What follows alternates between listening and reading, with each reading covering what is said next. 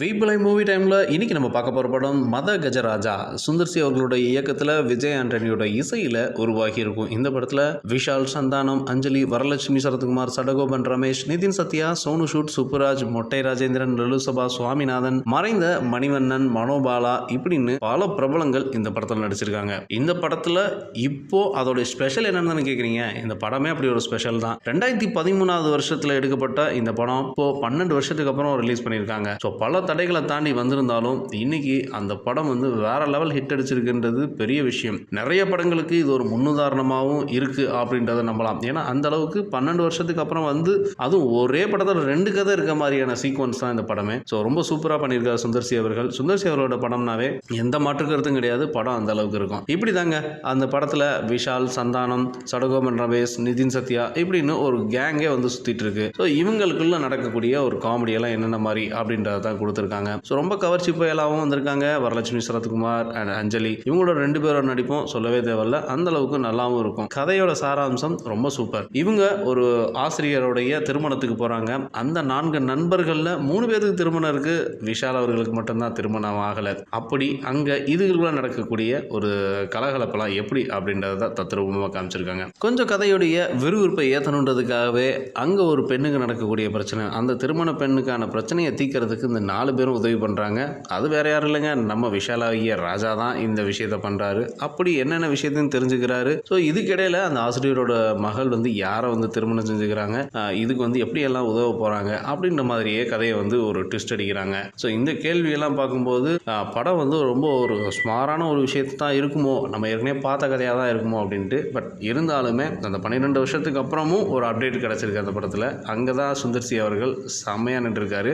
இதில் இருவர் வாழ்வா சாவான்ற பிரச்சனையை எதிர்க்கிறாங்க. அதுக்கு காரணம் கற்குவேல் விஸ்வநாத் தாங்க. அது வேற யாரும் இல்லை, நம்ம சோனு சூட் அவர்கள் தான். இப்படி ஒரு தொழிலதிபர், அமைச்சர்கள், காவல்துறை இதெல்லாம் தாண்டி ஒரு விஷயங்கள் நடக்குமா அப்படின்னா நடக்காது. ஆனால் அதையும் எப்படியெல்லாம் சமாளிக்கிறாங்க அப்படின்றது தான் இந்த கதையுடைய சாராம்சம். சூப்பராக போயிருக்கு. அண்ட் கற்குவேல் விஸ்வநாத் ஒரு சின்ன விஷயம்னாலும் அதை எப்படியெல்லாம் பிரளயமாக்குறாரு. இந்த மத கஜ ராஜா இப்படிக்கான ஒரு பேருக்கு அவர் என்னென்ன ட்விஸ்டெல்லாம் அடிக்கிறாரு அப்படின்றதாங்க விஷயம். இதோட திரைக்கதை இலக்கணப்படி இந்த படத்துடைய இருவேறு கதைகளும் துருத்தலாக தான் தெரியுது. ஆனால் சிரிக்க சிரிக்க காட்சிகள் டெய்லி சிரிச்சுட்டே இருக்கலாம். அந்த அளவுக்கு சுந்தர் சி அவர்களுடைய அவ்வளோ சூப்பராக இருக்குது. அண்ட் நடிகர்களோட பெர்ஃபார்மன்ஸும் அந்த அளவுக்கு இருக்குது. ஸோ இதில் ஃபர்ஸ்ட் ஹாஃபும் செகண்ட் ஹாஃபும் நான் ஸ்டாப்பாக ஒரு சிரிப்பு இருக்குது அப்படின்னா இந்த படத்தில் தான். ஏன்னா 12 வருஷத்துக்கு முன்னாடி எப்படி ஒரு சம வைப்ரேஷன் இருந்ததோ சந்தானம் அவர்களுக்கு, இப்பவும் அதே விஷயம் இருக்க தான் செய்யுது. இருந்தாலும் அவர் ஒரு ஹீரோ பேட்டர்ன் மாறினாலும் அவர் தன்னுடைய காமெடி லெவலில் எந்த அளவுக்கு அப்போ பண்ணியிருக்காரு அப்படின்றத நினைவூட்டும் விதமாக தான் இந்த படம் இருக்குது. ஆனால் என்ன ஒரு விஷயம், விஷால் அவர்களை பொறுத்தளவே ஆக்ஷன் இருக்கும். அந்த ஆக்ஷனில் நானும் மதுரக்காரன் தாண்டா அப்படின்ற சில டைலாக்லாம் வரும். அதையும் தாண்டி இந்த படத்தில் ஒரு லெவலாகவே காமெடி எப்படியெல்லாம் அழகாக இருக்கும். விஷாலுக்கும் காமெடி வருமா அப்படின்றத இந்த படத்தில் தாங்க ப்ரூவ் பண்ணியிருக்காரு. சரி, இப்படின்னு ஹீரோ மட்டுமே பேசிகிட்டு இருந்தால் எப்படிங்க, அந்த ஹீரோயினும் கொஞ்சம் காட்டுங்க அப்படின்ற மாதிரி அஞ்சலி சூப்பர் அல்டிமேட் பெர்ஃபார்மன்ஸ். ஸோ அந்தளவுக்கு கிளாமர் அப்படின்றது கிடையாதுங்க, ஆனால் அந்த கதைக்குள்ளார வாழ்ந்திருக்காங்க. இதுக்கப்புறம் வரலட்சுமி, சரத்குமார் அவர்களும் இவங்க 2 பேருடைய கில்லாடியான நடிப்பு, எப்படியெல்லாம் அந்த ராஜாவுக்கான ஒரு ராணியை யார் தேர்ந்தெடுக்க போகிறா அப்படின்றது தான். ஆனால் அஞ்சலி தான் அதில் மெயின் ஹீரோயின் அப்படின்ற ஒரு விஷயத்தை சூப்பராகவே எடுத்துகிட்டு போயிருக்காருங்க. இதில் அஜய் ரத்னம், ஜான் கொக்கன், சோனு சூட், மொட்டை ராஜேந்திரன் போன்ற வில்லன்கள்லாம் எப்படியெல்லாம் அதை டேக்கிள் பண்ணுறாங்க.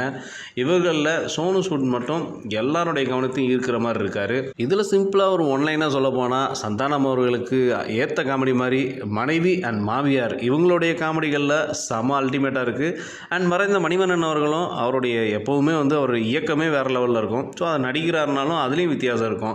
இருந்தாலும் நமக்கு ஞாபகப்படுத்துகிற மாதிரியே நான் இன்னும் வாழ்ந்துக்கிட்டு தாண்டா இருக்கேன் அப்படின்றது மாதிரியே செமையாக பண்ணியிருக்காரு மணிவண்ணன் சார் அவர்கள். மனோபாலா, சிட்டி பாபு இவங்க தொடங்கி ஆர் சுந்தரராஜன் அவர்களும், அப்புறம் சரத் சக்சேனா, சுதா, விச்சு விஸ்வநாத், லலுசபா, சுவாமிநாதன் இவங்களோட நடிப்பும் அங்கங்கே சூப்பராக தூவிருக்காங்க. அந்த காமெடி எங்கெல்லாம் இருக்கணுமோ அங்கெல்லாம் பரவலாகவே இருக்குது. ஸோ நமக்கு எங்கெல்லாம் சீரியஸ் தேவைப்படுதோ அங்கெல்லாம் சீரியஸான விஷயங்களும் இந்த படத்தில் கொடுத்துருக்காங்க. கண்டிப்பாக இந்த படத்தை நான் சொல்கிற விஷயத்தில் இல்லைனாலும் நீங்கள் நேரடியாக போய் பார்க்கும்போது தான் அந்த படத்துக்கான அவ்வளோ வைப்புமே இருக்கும். ஆனால் இந்த படத்துக்கு போகும்போது ரொம்ப முக்கிய குறிப்புங்க, இது 3D கிளாஸ்லாம் நீங்கள் போட்டு தேவையில்லை. கண்டிப்பாக கையில் ஒரு கர்ச்சீஃப் கொண்டு போங்க. ஏன்னா அந்தளவுக்கு சந்தோஷத்தில் நீங்கள் சிரித்து சிரித்து கண்ணிலேருந்து தண்ணியே வந்துடுங்க.